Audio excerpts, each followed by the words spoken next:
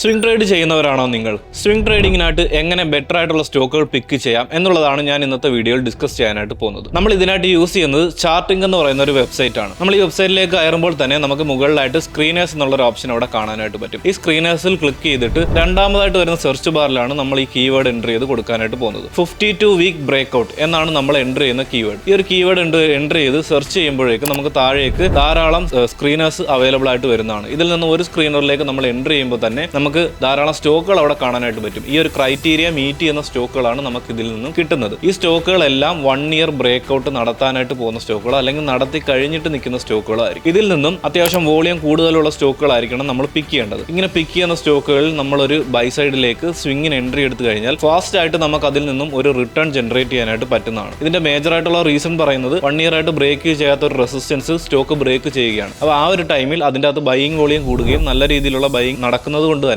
സ്റ്റോക്കിൽ നല്ലൊരു upside move ഉണ്ടാവാനും സാധ്യതയുണ്ട്. പ്രത്യേകം ശ്രദ്ധിക്കുക, നിങ്ങൾ ട്രേഡ് എടുക്കുമ്പോൾ പ്രോപ്പറായിട്ടുള്ള റിസ്ക് മാനേജ്മെന്റ് ചെയ്യുക. പ്രോപ്പറായിട്ടുള്ള SL കീപ്പ് ചെയ്തതിന് ശേഷം മാത്രം നിങ്ങൾ ട്രേഡുകൾ പ്ലേസ് ചെയ്യുക.